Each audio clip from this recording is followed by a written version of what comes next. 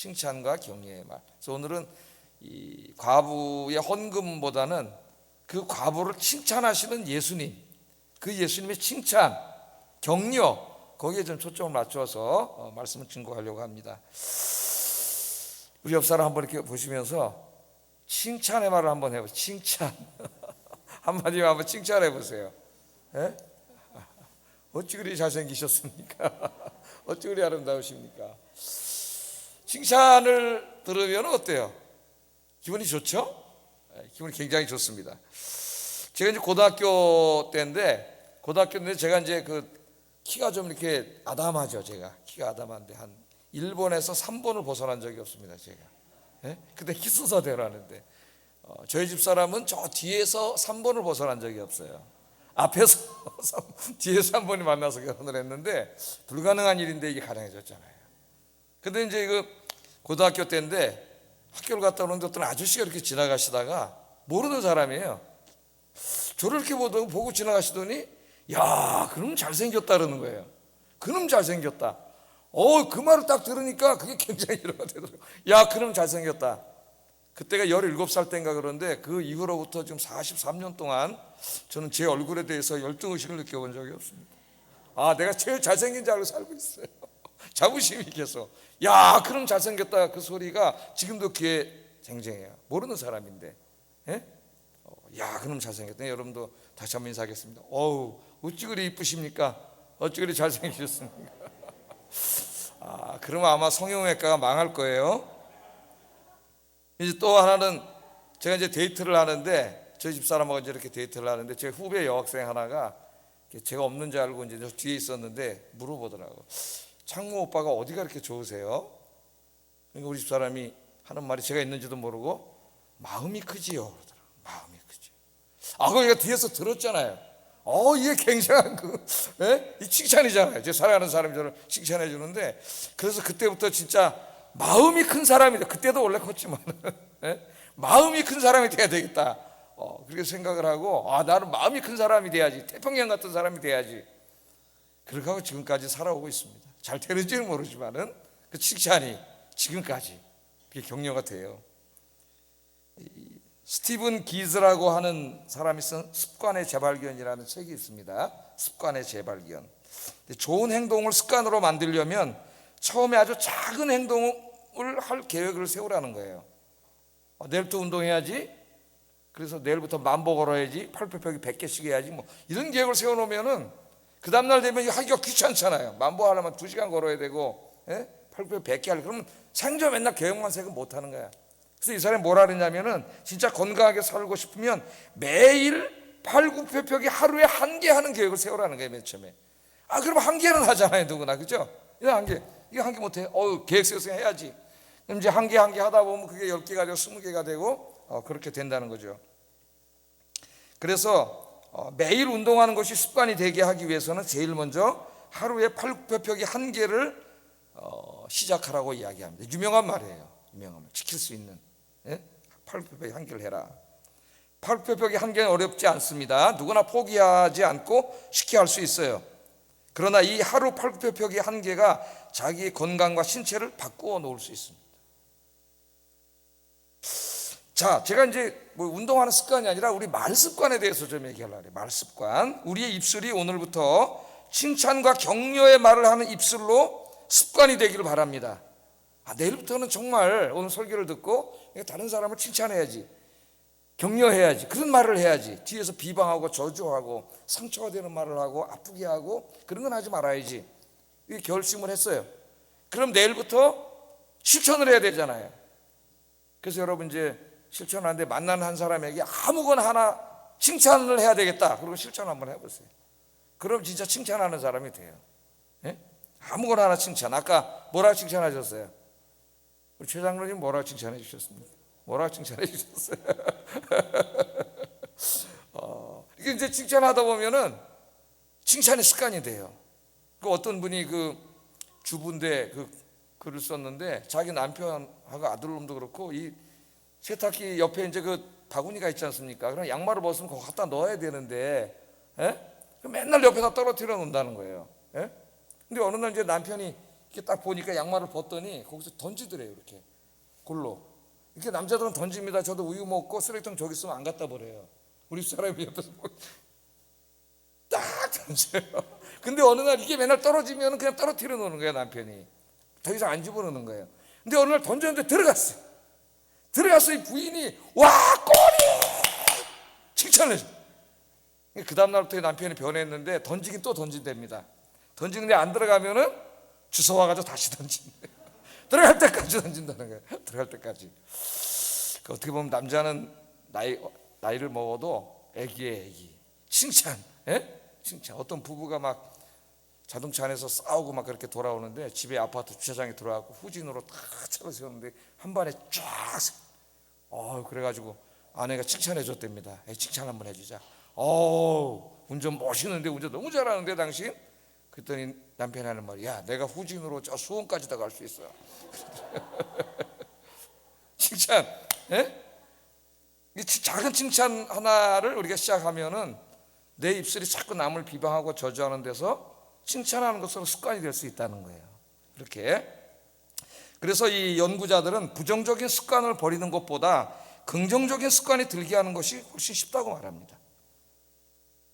하루 한마디씩 칭찬할 수 있기를 주의 이름으로 축복합니다. 몇 년 전 신문 기사에서 봤는데 우리나라 이제 반도체의 최강국이죠. 삼성 반도체 그 메모리 사업부 사내 게시판에 매일 서로를 칭찬하거나 감사하거나 격려하는 글이 하루에 500건 이상 올라온다는 그 기사를 읽은 적이 있어요. 몇 년 전 이야기, 지금 어떻게 하는지 모릅니다. 자, 이 회사는 사원 서로 간에 관심을 갖고 칭찬에 약한 우리 문화를 바꾸어 보자는 취지에서 서로 칭찬하기 게시판에다 이걸 시작을 했대요. 매일 사내 게시판에 보면은 이런 유형의 글들이 올라온답니다. 과장님, 제가 입원했을 때 병문안 오셨는데 감사하다는 인사도 못 드렸네요. 감사합니다. 그런 어떤 사원이 글 쓴 것도 있고, 또 어떤 분은 공공님, 오늘 현장 개선 아이디어를 내고 또 이를 바로 실천하는 모습이 기감이 되었습니다. 수고하세요. 이름을 쓰고 이제 그렇게 하는 거죠. 또 오늘 사업부 계단에서 무거운 짐을 나르는 타 부서 직원을 공공씨가 옷을 벗고 돕는 걸 보았습니다. 님의 희생정신에 박수를. 이런 글들을 이제 칭찬하는 글이에요. 다 올리는 거죠. 그럼 회사는 매일 이제 상을 주는데 매일 주는 거예요. 상을. 칭찬을 많이 받은 사람에게 상을 주는 게 아니라 칭찬을 많이 한 사람에게 상을 주는 거예요. 칭찬. 상이 뭐 큰 게 아니라 사탕 한 봉지 아니면 뭐 도서권 한 장 이런 이제 재밌는 상을 주는 거죠. 예. 사원들이 칭찬할 대상을 찾아서 칭찬하는 글을 쓰는 중에 본인에게 모범적인 생활 태도, 긍정적인 사고가 일어나서 업무에 시너지 효과가 일어난다고 삼성은 이야기하고 있습니다. 작은 습관 하나 계속 그렇게 하는 거죠. 그러니까 언어나 생각은 습관이 돼요. 자꾸 누구를 이렇게 불평불만하고 비방하면 계속 그런 사람이 됩니다. 그 사람이. 자, 어떤 심리학자가 재미있는 실험을 했습니다. 학교 선생님으로 하여금 자기 반에 있는 학생들 5명 가운데 1명을 임의로 택하도록 했습니다. 그리고 택함을 받은 학생들에게 계속해서 일부러 칭찬을 해주도록 했어요. 칭찬. 너 요새 보니까 공부하는 자세가 많이 좋아졌어. 공부에 재미를 붙인 것 같구나. 너 이제 틀림없이 성적이 오를 거야. 내가 장담해. 이런 칭찬을 해줬습니다. 그랬더니 나중에 그 학생들 모두가 실제로 성적이 향상됐다는 거예요. 이러한 효과를 이제 이 심리학에서는 피그말리온 효과라 그래요. 피그말리온 효과. 모르는 효과라고요? 저기 써 있잖아요. 피그말리온 효과. 이 피그말리온은 그리스 신화에 나오는 키프로스 왕의 이름입니다. 그런데 이 사람이 자기 왕궁에 있는 미녀 조각성을 보고 반해버렸어요. 사람을 보고 반한 게 아니라 조각상을 봤는데 너무 미녀야. 그래서 조각상을 보고 반해버렸어요. 사랑하게 됐어요. 예? 그게 얼마나 안타까워요. 사람도 아니라 아무 말도 못하는 돌덩어리를 사랑하게 됐는데요. 그런데 이제 하늘에 있는 신들이 그 모습을 보고 감동을 받아가지고 그 조각상에다 진짜 생명을 불어넣어 줬다는 거예요. 그래서 사람이 되게 했다는 겁니다. 여기서 나온 게 이제 이 피그말리온 효과예요. 그러니까 누군가 내게 좀 부족한 듯 보일 수 있죠. 뭐 우리 누구나가. 똑똑하고 잘나고 그런 사람일수록 다 좀 멍청해 보이고 바보 같고 좀 불만족스럽게 보여요. 그래서 천재는 항상 불만족스러워. 행복하지가 않아. 천재는요. 누군가 내게 좀 부족한 듯 보일 수도 있습니다. 그러나 그를 믿어주고 칭찬해주고 격려해주면 실제로 그렇게 된다는 거예요. 그 사람이. 그것이 바로 이제 피그말리온 효과입니다. 이 칭찬과 격려는 한 사람의 인생을 바꾸어 놓는 힘을 가지고 있습니다. 격려와 칭찬은 열등감에 사로잡혀 고통당하고 있는 사람들에게 희망과 자신감을 심어주기도 하고요. 또 이 칭찬과 격려의 말 한마디는 온갖 인생의 상처와 아픔으로 열등의식으로 고통당하고 있는 사람을 치유하는 힘이 있습니다. 힘이. 그러니까 칭찬을 해주세요. 오늘 금요기도회에 우리 찬양팀이 이렇게 찬양을 인도했잖아요. 오늘 너무 은혜 받았습니다. 오늘 찬양 너무 감사합니다. 여러분, 이 찬양팀이 얼마나 힘이 날까? 힘 나겠어요, 안 나겠어요? 김서정 집사님 오늘 건반을 치시는데 어떻게 이렇게 손이 아름다우신지. 이 정말 큰 은혜를 받았습니다. 그럼 오늘 집에 가서 잠도 못 자요, 저 사람이 이제. 너무 기뻐가지고 하다못해 이 축구를 하다가도 이제 잘 못했지만 이제 한빈이 가서 목사님 아까 골 멋있어요.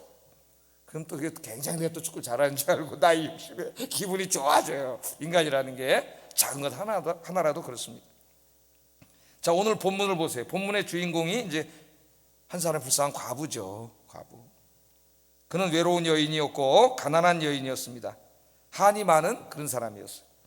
그녀는 사랑하는 남편을 잃은 상처가 있습니다. 인간이 살아가면서 당하는 고통 중에 가장 큰 고통이 상실의 고통이라고 심리학자들은 이야기하는데, 그 상실 중에서도 배우자의 상실은 인간에게 가장 큰 고통을 가져다 줍니다. 그녀는 남편 없이 혼자 살고 있었기 때문에 이웃들로부터, 좋지 않은 이웃들로부터는 많은 상처도 받고 그렇게 살아가고 있었어요. 가장을 잃었기에 그녀의 삶은 가난할 수밖에 없는 거죠. 오늘 헌금하는 걸 봐도 그렇고요, 그죠? 가난한 여인이에요. 아마도 자식들을 혼자 일해서 먹여 살리느라고 온갖 고생을 하면서 살았을 겁니다. 오늘 헌금한 액수를 봐도 얼마나 가난한 사람인가 우리가 알 수가 있죠. 이 여인은 2렙돈 헌금을 드렸어요. 2렙돈. 그러니까 렙돈이라는 게 이제 그 화폐 단위인데 한 렙돈이 한 500원 정도 된다래요. 500원. 그러니까 한 2렙돈이니까 500원짜리 2개 정도 헌금한 거예요. 1,000원 정도 헌금한 거예요. 뭐 환율이 올라서 2,000원이 될 수도 그렇겠지만은 한 1,000원 정도 헌금한 겁니다. 하나님 앞에. 자, 그러니까 성전에 가도 누구의 관심도 받지 못했고 제사장의 관심도 받지 못했어요. 그러나 정말 그 여인 하나님 사랑하는 마음으로 이렇게 헌금을 했죠. 자, 아무도 관심을 갖지 않고 쳐다보지도 않았는데, 근데 이날 이제 이 과부가 와서 2렙돈을 헌금하는데 그날 성전에 누가 오셨냐면 예수님이 오셨어요. 그 예수님이 오셔가지고 이제 이렇게 보니까 사람들이 헌금을 드리는데, 먼저 누가 헌금 내리는 걸 예수님 보셨어요. 부자들이, 돈 좀 있는 사람들이 탁 과시하면서 이제 막 지금 같은 수표를 탁 이렇게 헌금을 하는 걸 보셨죠. 21장 1절 한번 읽어보겠습니다. 시작. 헌금 넣는 것을 보셨다, 그렇게 말합니다. 부자들이 헌금을 했습니다. 본문의 정황을 볼 때 부자들은 많은 헌금을 했으면 틀림이 없어요. 그럼 보통 사람들이 관심을 갖죠. 이분이 누구지? 관심을 갖죠. 그런데 이제 예수님은 별로 관심을 보이지 않아요. 잠시 후에 보기에도 가난해 보이는 한 여인이 헌금을 했습니다. 예수님 보고 계셨어요. 근데 얼마를 했어요? 2절 한번 읽어보겠습니다. 시작. 2렙돈 넣는 것을 보시고, 아까 제가 말했듯이 500원짜리 2개 정도, 한 1,000원 정도 이렇게 헌금을 했습니다. 자, 예수님은 부자들이 헌금할 때는 별 관심을 보이시지 않았어요. 뭐 칭찬을 하시지도 않았습니다. 그런데 이 불쌍한 과부의 2렙돈 헌금에 예수님이 관심을 가지셨다는 거예요. 그리고 이 여인은, 예수님은 아무도 관심 갖지 않는 이 가난한 여인에게 다가가서 모든 사람들을 바라보며 공개적으로 칭찬을 하십니다. 칭찬. 뭐라 칭찬하셨어요? 3절 4절 한번 읽어보겠습니다. 시작. 이 가난한 과부가 다른 모든 사람보다 많이 넣었도다. 저들은 그 풍족한 중에서 헌금을 넣었거니와 이 과부는 그 가난한 중에서 자기가 가지고 있는 생활비 전부를 넣었느니라 하시니라. 아멘. 자, 예수님이 이 가난한 과부의 헌금을 칭찬해 주시면서 다른 사람보다 훨씬 많이, 가장 많이 헌금했다는 거예요. 그 사람들이 볼 때 말도 안 되는 소리잖아요. 여기 부자들이 훨씬 많은 재산을, 돈을 헌금 냈는데 우리 예수님은 이 과부가 제일 많이 냈다고 칭찬을 해 주시는 거예요. 이 가난한 과부가 다른 모든 사람들보다 많이 넣었다. 많이 넣었다. 예수님이 그렇게 말씀을 하십니다. 누가 보아도 부자들이 훨씬 많이 했죠. 그런데 예수님은 두 렙돈을 낸 과부가 다른 사람들보다 더 많은 헌금을 했다고 칭찬을 해 주셨어요. 왜 칭찬을 해 주셨어요? 그 이유까지 말씀해 주셨습니다. 부자들은 풍족한 재산 가운데 그냥 그 조금 일부를, 뭐 객관적인 돈으로는 많을지 몰라도 그게 풍족한 재산에 비해서는 그냥 조금 더 많은 거죠. 가난한 사람의 전부보다는. 헌금을 한 거예요, 그 사람은. 그런데 이 과부는 어떻게 하는 거예요? 가난한 중에서 자기가 가지고 있는 생활비 전부를 냈다는 거예요. 전부를 냈다면 그날 저녁은 밥을 굶었을 거예요. 전부를 냈으니까. 전부를 낸 거예요. 그 예수님이 칭찬해 주신 거예요. 예수님은 어떤 수학적이고 이런 객관적인 헌금의 액수로 그 사람 평가하는 것이 아닙니다. 그 사람의 마음을 보시는 거죠. 예수님은 퍼센테이지, 가진 것 중에 얼마를 냈느냐, 그것이 하나님 앞에 중요해요. 이 여인은 100%를 냈고 부자들은 하나님 많이 주신 풍족한 가운데 그냥 일부를 낸 거예요. 우리 예수님은 그 여인의 형편을 아시고 사람들 앞에서 여인의 헌금을 칭찬해 주셨습니다. 이 여인은 살아오면서 한 번도 누구로부터 칭찬을 받고 인정받아온 적이 없었을 거예요. 그러나 이날 예수님께서는 이 여인을 한없이 칭찬해 주셨고 인정해 주셨고 격려해 주셨어요. 얼마나 위로가 됐을까? 여러분, 예수님 칭찬해 주셨는데 사람들은 무관심했지만 예수님은 이 여인의 아름다운 마음을 아시고 칭찬하고 격려해 주셨습니다. 성경에는 이 여인에 관한 이야기가 더 이상 기록되어 있지는 않습니다. 그러나 예수님과 칭찬과 격려를 받은 후에 이 여인의 인생은 어떻게 됐을까요? 제가 한번 상상을 해봤어요. 제 경험에 의해서. 야, 그럼 잘생겼다 이 한마디가 50년 동안 내 머릿속을 떠나지 않고 이 얼굴에 대한 자부심을 가지고 지금 제가 살고 있는데, 우리 집사람이 결혼하기 전에 창모 씨는 마음이 크지요. 그 말이 얼마나 나에게 자부심과 위로를 줬는지요. 이 예수님의 칭찬이 얼마나 여인에게 힘이 되었겠습니까? 아마 울었을 거예요. 울었을 거예요. 그리고 예수님이 칭찬해 주셨는데 얼마나 행복하게 살았을까요? 자부심을 가지고. 하나님께서도 저와 여러분을 엄청나게 칭찬해 주셨는데 우리들은 죄인이잖아요. 죄 짓고 살잖아요. 깨끗하지 못한 사람이잖아요. 그런데 하나님을 칭찬해 주시네. 너 의인이야. 너 거룩한 사람이야. 성도야. 여러분, 거기에 대해서 감사해 본 적 있나요? 하나님이 엄청 칭찬해 주시는 거예요. 내가 죄인인데, 뻔한데, 하나님의 기준에서 볼 때 형편없는 사람인데, 하나님 너 의인이야. 너 죄인 아니야. 너 의인이야. 너 더럽지 않아. 너 깨끗해. 거룩해. 너 성도야. 하나님 칭찬해 주셨잖아요. 이 칭찬을 신학적으로만 생각하지 말고 좀 한번 여러분 삶에 이렇게 적용을 해보세요. 얼마나 감사한 일이에요. 칭찬과 격려의 말 한마디는 한 사람의 인생을 바꾸어 놓을 수 있습니다. 칭찬과 격려의 말 한마디가 한 사람의 상처와 고통을 치유해 줄 수 있습니다. 말 한마디가 평생 상처를 줄 수도 있어요. 잠언 31장 10절 이하에 보면은 현숙한 여인이 나오죠. 현숙한, 잠언 제일 마지막에 보면 누가 현숙한 여인을 자기 아내로 얻겠느냐? 그 값어치는 진주보다도 귀하다네요. 진주보다도 귀하다.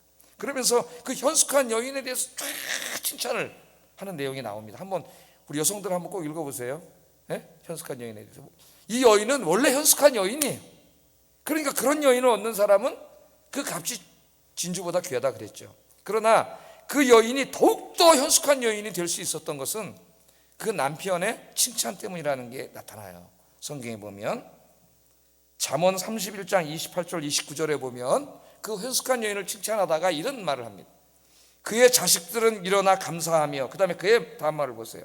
그의 남편은 칭찬하기를 덕행 있는 여자가 많으나 그대는 모든 여자보다 뛰어나다 하느니라.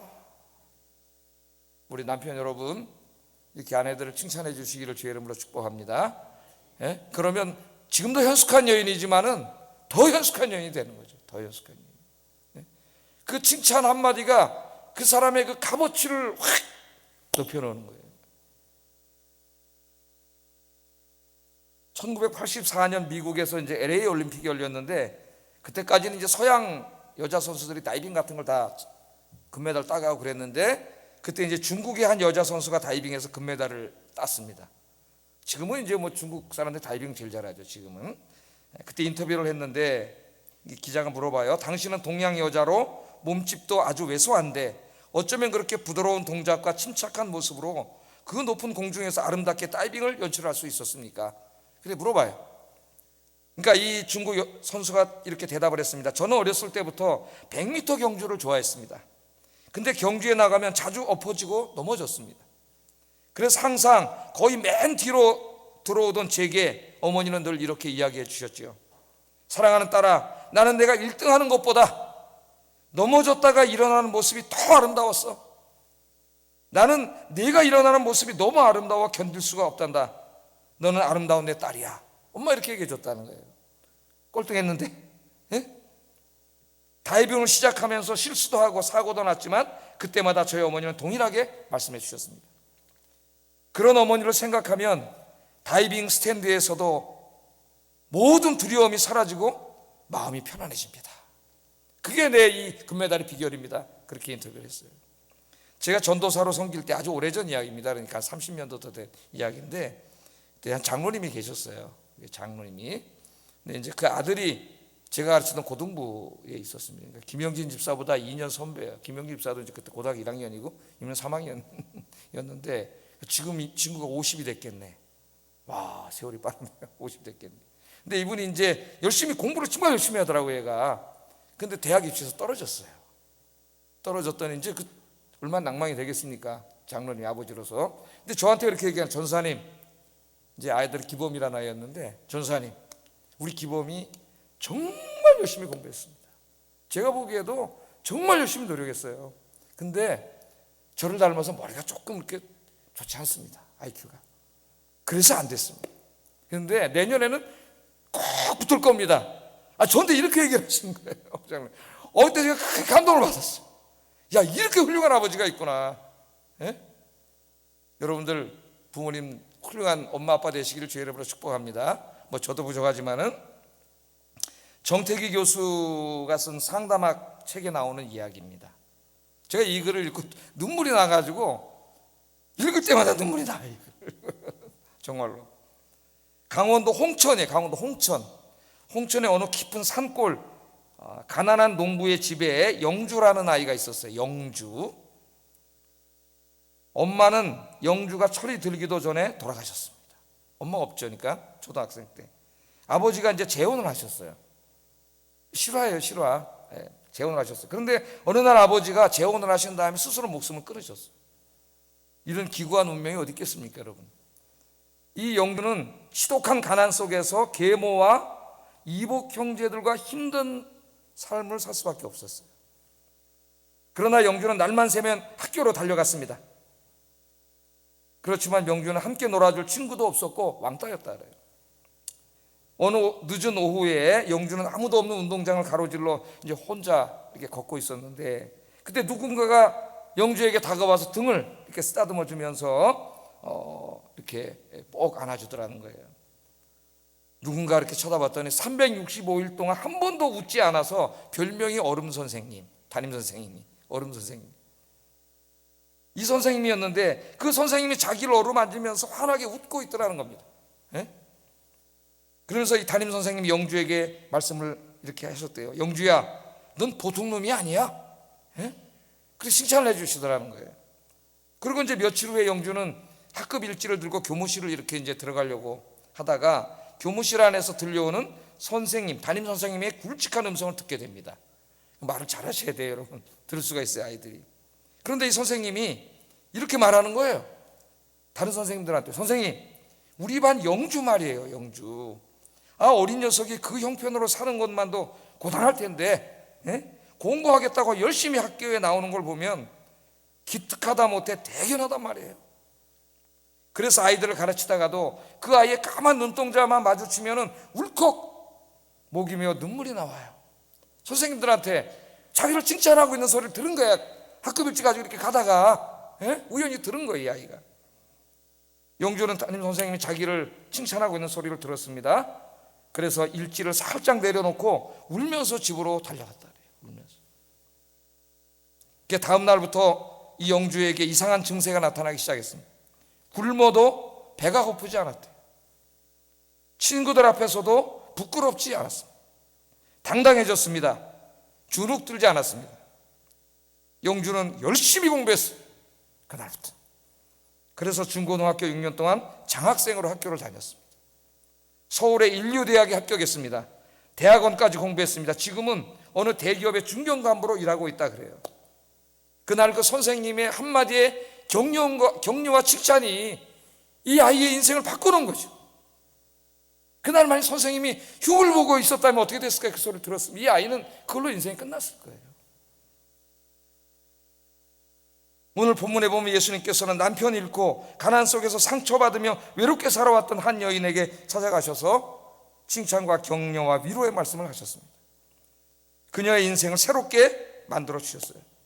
우리 성경 말씀을 읽으면 하나님께서 우리들에게 이렇게 부탁을 하셨습니다. 히브리서 10장 24절 한번 읽어보겠습니다. 시작. 서로 돌아보아 사랑과 선행을 격려한다는 말이 사랑과 선행을 서로 칭찬하고 격려하라는 말이에요. 우리가 교회에 와서 이렇게 함께 공동체를 이루어서 한 가족을 이루었지 않습니까? 우리가 교회 안에 와서 서로에게 해야 될 말이 뭐냐면 서로 칭찬해주고 격려해주는 말을 하라는 거예요. 그걸 하나님 우리에게 부탁을 하셨어요. 여러분 어떤 말을 많이 하십니까? 어떤 말? 칭찬하고 격려하는 말을 오늘부터 많이 하시는 우리 아이언교회 성도님들 되시기를 주의 이름으로 축복합니다. 칭찬과 격려의 말의 반대말은 뭐예요? 에베소서 4장 31절 32절 이런 말은 절대 하지 말라 그랬어요. 한번 읽어보겠습니다. 시작. 떠드는 것과 비방하는 것을 모든 악의와 함께 버리고 서로 친절하게 하며 불쌍히 여기며 그렇게 말씀하셨잖아요. 모든 악독과 노함과 분냄과 떠드는 것과 비방하는 것을 버리라 그랬어요. 비방하는 거. 비방하는 내가 누구를 비방하는데 그 사람이 약한 사람이 그것을 듣게 되면은 그 사람은 주저앉습니다. 못 일어나요. 평생 그것이 어린 아이들이라고 한다면 더 그렇게 되겠죠. 학교에서 선생님이 좀 불량한 아이들을 버러지같이 본다. 걔네들이 느끼기에 선생님이 나를 버러지처럼 여기는데 그 아이가 어떻게 정상적으로 자랄 수가 있겠어요? 비행 청소년 될 수밖에 없는 거예요. 우리 인간에게는 두 가지 언어가 있습니다. 입술의 언어가 있고 마음의 언어가 있어요. 아무리 청산유수로 말을 하여도 입술의 언어는 사람을 감동시키거나 변화시키지 못합니다. 조금 말주변이 없고 말하는 것이 어눌해도 마음의 언어는 상처를 치유하고 어루만질 수가 있습니다. 예수님이 과부를 칭찬하시고 격려하신 것처럼 매일 하루에 한 번씩 만나는 사람들에게 칭찬과 격려의 말을 할 수 있는 우리 아이언교회 성도님들이 되시기를 주의 이름으로 축복합니다. 다시 한번 옆 사람 한번 보겠습니다. 집사님, 장로님, 권사님, 성도님, 청년, 사랑하는 아들, 딸아, 칭찬 한번 해보세요. 네? 내일부터 이제 준비해 오셔도 됩니다. 준비. 내일 내가 하면 누구누구를 만날 텐데 내가 이런 말로 칭찬해. 어우, 집사님 파마하셨네요. 어떻게 이렇게 깊이 하셨어요? 너무 아름다우십니다. 김태희 씨보다 더 아름다우시네요. 이렇게 칭찬해 주시죠. 아유, 돈 10만 원 들여서 파마했는데, 아이, 그 어디서 그따구로 파마했어? 그래서 그 사람 집에 가서 까먹어가지고 다 풀어버려. 10만 원 날라갔잖아요. 돈 안 들이고 다른 사람에 희망을 주고 용기를 주고 용기를 주잖아요. 기분 좋게 해주는 게 칭찬. 우리 주님이 부탁하셨습니다. 하나님이 우리를 칭찬해 주십니다. 칭찬받을 자격이 없는 사람인데도. 여러분, 이제 우리 언어가 칭찬하고 격려하고 위로하는 것이 습관이 되는 저와 여러분 되기를 주의 이름으로 축복합니다.